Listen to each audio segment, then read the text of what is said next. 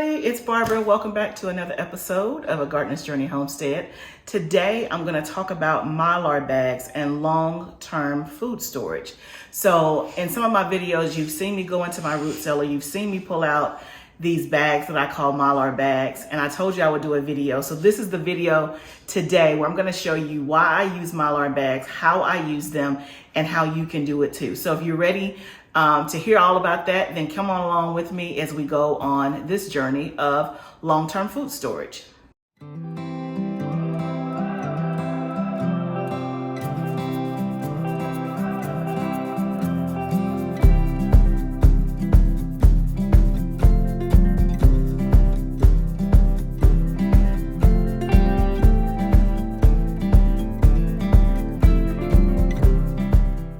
So let's talk about why I use Mylar bags. So like I mentioned before, it is primarily for long-term food storage. So you have short-term food storage and you have long-term. So long-term, I mean, if you put it in a Mylar bag, it can last up to 25 years. That's pretty long-term, right? So think about MREs or meal replacements that they use in the military and things like that. They use a lot of things in Mylar bags. So why would I want to do that? Well, one is because I buy in bulk, and two, I'll have it when I need it, right?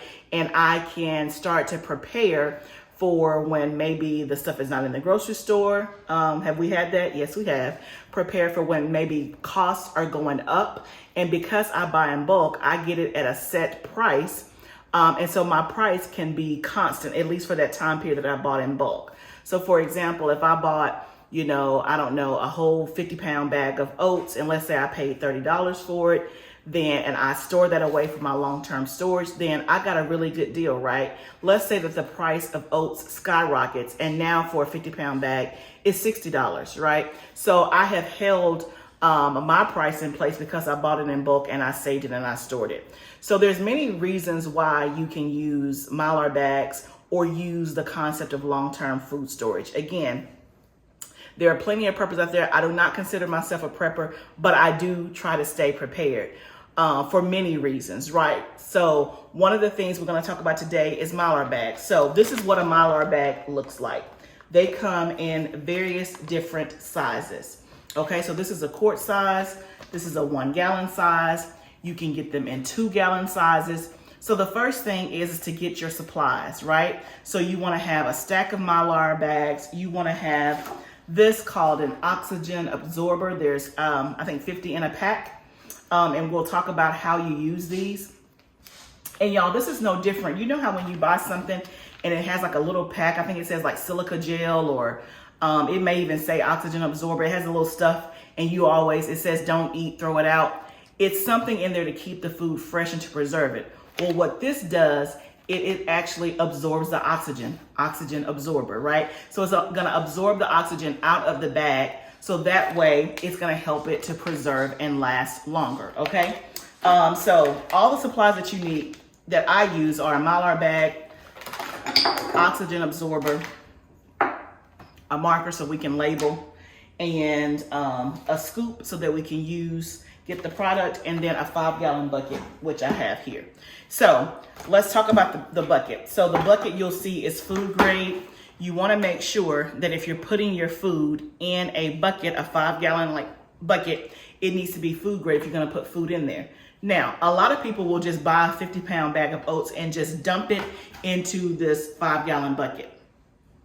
I don't do that for a number of reasons. The Mylar, as we'll go through today, it gives it an extra layer of protection, right? So you put it in this bag and we're gonna seal it, and then we're gonna put the Mylar bag in the 5-gallon bucket. And then we're gonna put a lid on it, and that way it is safe from rodents getting through. In case a rodent wanted to kind of get through this bag, they can't, chew through this. And then also putting your food directly into the bucket is not gonna last as long as if it were in a Mylar bag. So again, if you're doing short-term storage and you're constantly eating out of your oats, your grits, or whatever, your flour, whatever you buy in bulk, and you dump it in there, then you know that you're not trying to keep that for 20-something years, right? But if you're trying to do it for long-term storage, the best way that I have found is to put it in a Mylar bag inside of a 5-gallon bucket. Again, that's my method and that's what I do. So that's all the supplies that we need. So let me tell you before we get started where you can get these supplies. So the Mylar bags, I get mine from USA Emergency Supply. And I think I'll put the link up at the top or down below, but I think it's usaemergencysupply.com. I think that's what it is. Or you can get them off Amazon. There's another site, I think it's called Mylar Discount Bags. There's plenty of sites out there to get Mylar bags. You can also get them from Azure Standard. And then in terms of your 5-gallon buckets, you can get these at Walmart, Lowe's, and Home Depot, and maybe Tractor Supply, but definitely Walmart, Home Depot, and Lowe's in the paint section, right? It's in the paint section. It's just a traditional 5-gallon bucket, but you want to make sure that it says food grade, okay? Make sure that it says food grade. And to me, the cheapest price I found is at Walmart. The bucket is maybe $3.50, something along those lines. And the lids are sold separately. And I'll talk about the lids when we get ready to seal it, okay? So now let's talk about what we're gonna actually preserve today. So I have is this 50 pound or 25? 25 pound bag of cornmeal that I bought in bulk. And I bought this from Azure Standard on my last order. So I'm gonna take it out of the bag today and put it in smaller quantities, and that's what we're gonna preserve. Also, I have some rice we're gonna preserve and some Nutritional Use flakes. So y'all, this is really simple. I gave you a lot of information up front, but I want to make it as simple as possible. So basically what we're going to do first is we're going to label our bags. So I'm using a 1-gallon bag for this, and you want to think about how often you're going to use the product and what quantity you normally would get it out of, right? So for cornmeal, I keep it in my pantry, obviously for various things, making cornbread, things like that. And so a 1-gallon bucket will probably fit very nicely in one of my containers that I already have, right? Versus if I used a 1-quart bag, that's gonna be too small, right? I pour this out, that's probably enough for, a couple of pans of cornbread. And I don't wanna have to keep going back and, opening bags. So that's why I'm using a 1-gallon bag. But if you watched my video on me making the peanut butter that I made, if you saw, my peanuts were in a bag this size. Why? Because 1 bag of this is a recipe for my peanut butter. So I can use a smaller bag versus using a whole gallon bag that I have to open, reseal, okay? So the first thing we're gonna do is we're actually gonna label our bag, right? And when I say label, all I'm doing is I'm gonna put cornmeal and I'm gonna put the date. So I'm just gonna put December 2021. Right? So you want to do that before you put the product in there, because once the product is in there and all bulging, it's going to be hard to write. So a 25-pound bag, I know that's probably going to be at least 4-gallon bags, right? So I'm just going to go ahead and label 4 bags. And I'm just using a Sharpie. And also, again, if I bought another 25-pound bag for a total of 50 pounds, and let's say I preserve that or, put it away like in February, then at least I know, okay, I got this in December, I got this in February 2022, and I can use the oldest one first, right? So we're just labeling the bag.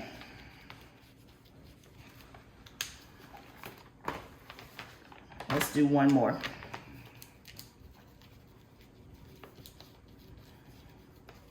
With the name of the product and the date, okay?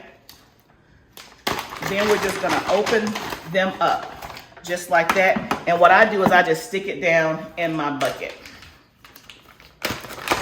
We'll put like 2 or 3 in there.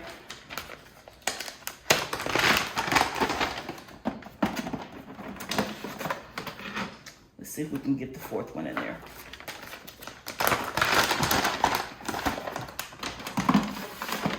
Okay, then I'm just gonna cut it open.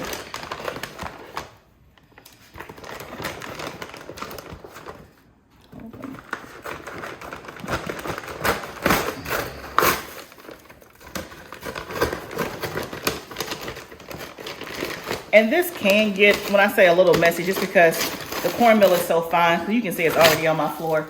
I don't care too much about that. I just sweep afterwards, okay? Some people try to make it all nice and neat and get it straight in the bucket to where nothing falls on the floor. It doesn't bother me. I can get my kids to sweep it. I can sweep it. So basically, y'all, I have this big, gigantic scoop. I didn't start with this gigantic scoop, but to me, it makes it go a lot quicker. So that's what I did. I got it off Amazon, right? It's just a stainless steel, and it might be like a 3-cup scoop maybe. But anyway, I'm just going in here, getting the cornmeal. You can see the cornmeal there. And all I'm doing, y'all, is I'm just putting it in the bag. That's all I'm gonna do.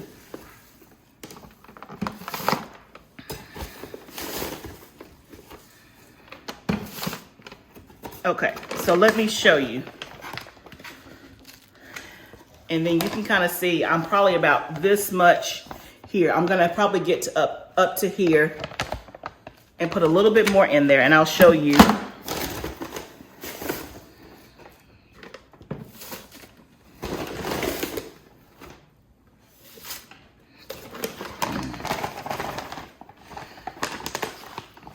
So you can kind of see how much is in there. So we're gonna go a little bit more, but you don't want to get it up to the tippy top because you want to make sure that you have room to seal it, okay? So I'm gonna put a little bit more in there.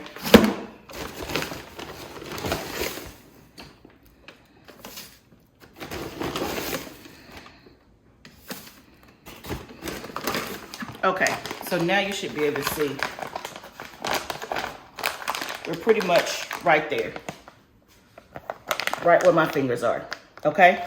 So I'm gonna time lapse the rest and let you just see me filling the 4 bags. But y'all, it's really just that simple. I know I say that on every video that, hey, it's just that simple because it is, and I'm always trying to show you some practical ways to preserve your food, to can, to garden, and all that. And y'all, I like easy, okay? So that's what we're gonna do. We're just gonna keep filling these bags, and then I'll bring you back and show you the next step, okay? So we did the cornmeal. So now I'm just gonna do this bag of rice. This is how many pounds? 5 pounds, right? So this is just parboiled long grain rice, okay? And the reason why I'm just showing you that it doesn't matter what the product is, you're just gonna still put it in the bag. The thing that's gonna change is what size or cc oxygen absorber we use. Some things don't even require oxygen absorber, like salt, it doesn't require one, right? But basically, I've labeled the bag there. And because this is so small compared to the 25 pounds, I'm just gonna pour and put it in my bag. So let's just pour the rest of this in there.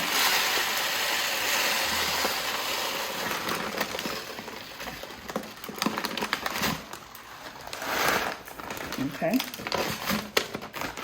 Let's see. You can see that, again, I store this in my pantry. So when I'm out of rice, I just go get one of these bags and I dump it into my container that I keep in my pantry for rice. And so I use, of course, rice for many, many things. And I use very varieties of rice. So I have brown rice, basmati rice, jasmine rice, parboiled rice, depending on what the dish is, right? So that's, again, why you label, so you know which rice is what. But again, another thing that I didn't talk about was that the Mylar bags have a thickness. So this is a 5 mil. They come in either 5 mil or 7.5. You can get them less than 5 mil. I don't recommend that. So make sure that when you order them, that you see the mil, MIL, of what and that's just how thick it is, because you want it to be able to withstand. This is a pretty thick bag. Also, you can see here, this has a Ziploc, almost like a Ziploc bag, where you can press it together and seal it.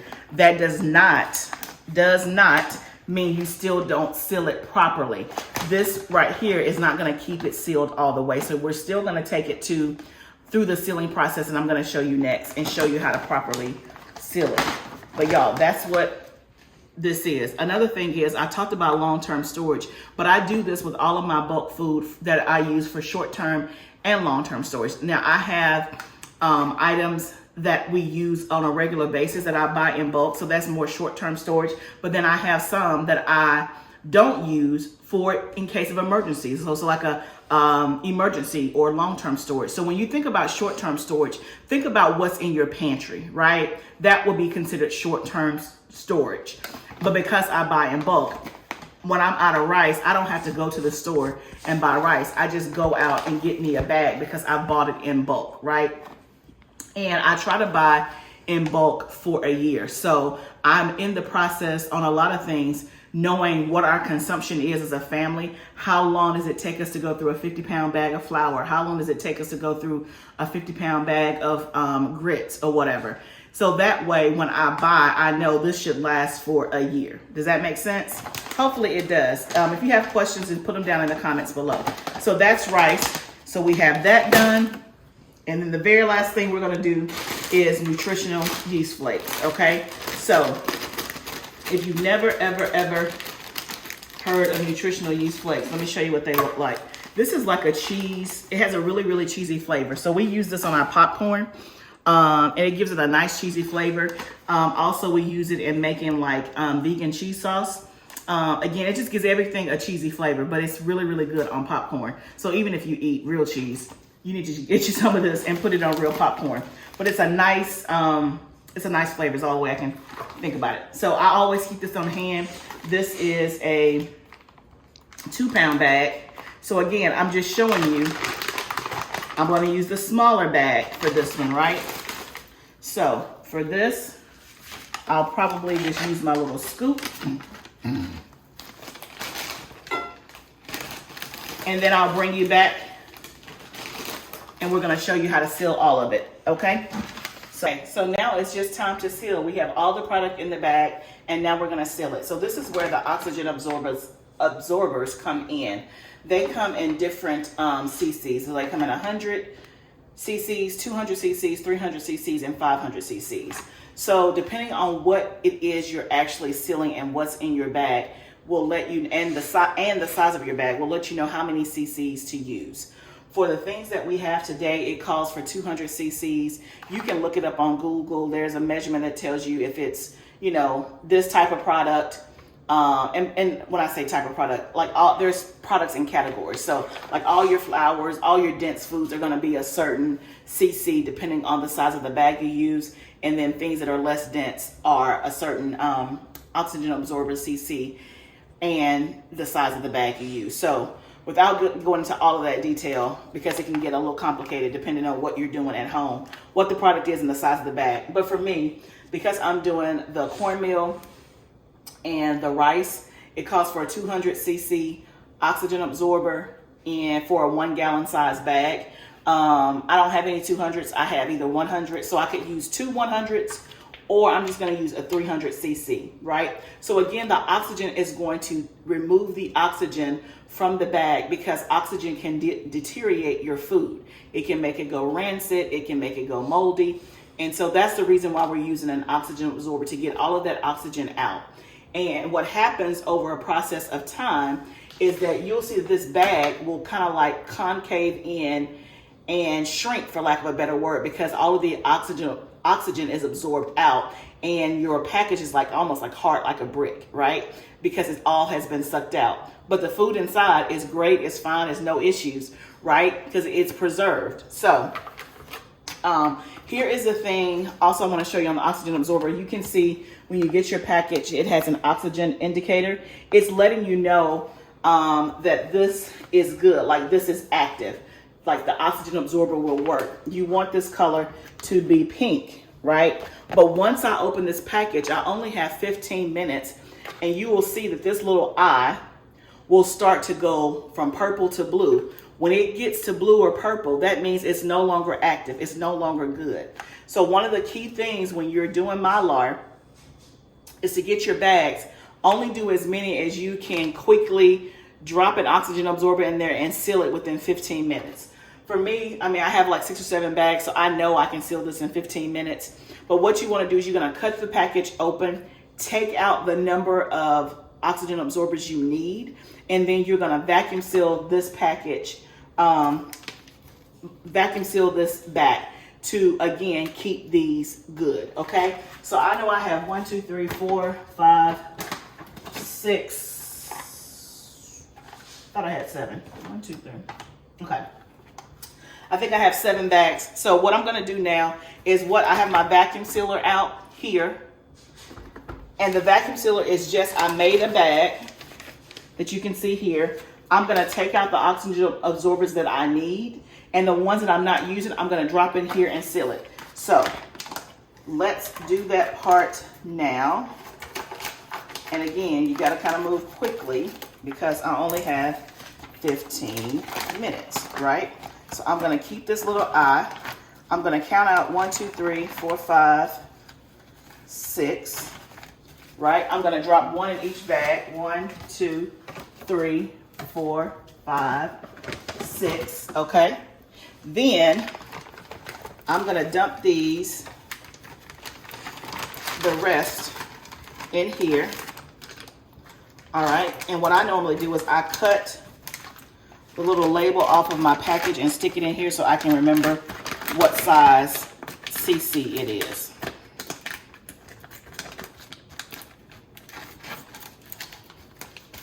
So I'll stick this and this in the package.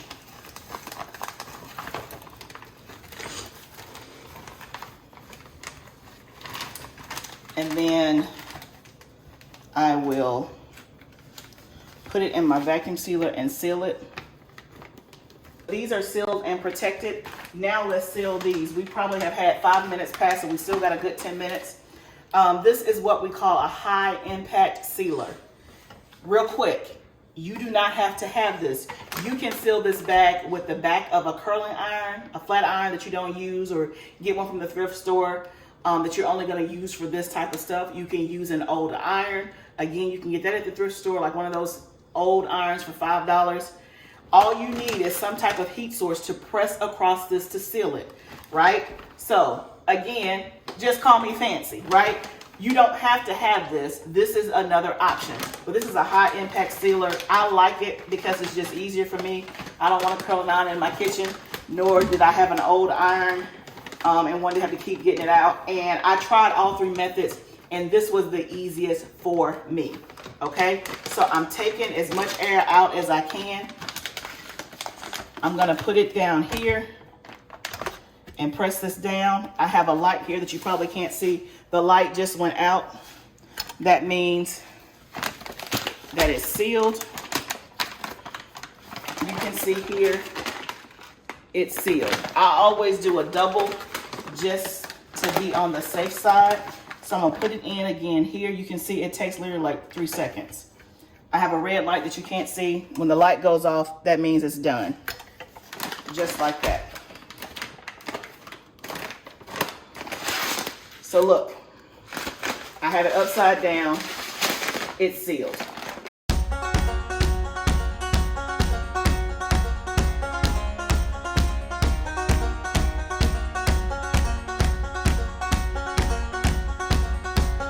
So y'all, we're done. So all I did was I put the Mylar bags in here. I was able to fit 4 in here. I have 1 extra that I'll have to put in another bucket. And then the next thing you want to do is label your bucket. Now I actually make labels for this because I just like my stuff to be nice and neat. So I have what the product is and when I sealed it. So that way I know exactly what's in this bucket, right? And I keep an inventory of what's in my bucket. So I know that, okay, I have 5 bags of cornmeal. When I get down to like maybe my last 2 bags, then I know it's time to order some more, right? Or I get down to my last bucket, I know it's time to order some more. So the next thing I'm gonna show you is that you just put the lid on, right? There are 2 different kinds of lids that you can get. This is the Gamma lid. It is the more expensive one, but it works for me. There is a cheaper lid that you can get that is like a snap-on. It can, again, once you snap it on, it's tight. It can be hard to remove it if you don't have a lot of strength. You almost have to take like a rubber mallet and pull it off, or get your husband or somebody that may be stronger to do it, right? For me, it's easier for me to just get this because I can go in and get my stuff and I don't have to wait on my husband to come home, right? So this is the way the Gamma lid works. There's a ring that you snap on. Now this ring is just about as hard as the snap-on lid, but this, I don't have to do this part 1 time. So you basically just snap it on You can hear it snapping. It goes good until you get to the very last snap.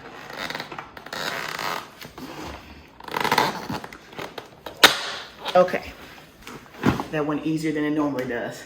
And then this part, you literally just turn on. Just like that. So when you want to go get something in your bucket, all you do is unturn it, unspin it like that, get what you need, put the top back on,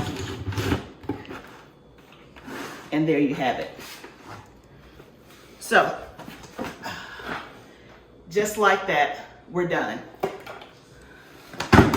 That's heavy when you're trying to hold it and talk at the same time. So, friends, if you're doing long-term storage and you want to do a more protected way than just dumping food in your buckets, especially for long-term, not necessarily short-term, then here's a way that you can do that using Mylar bags, right?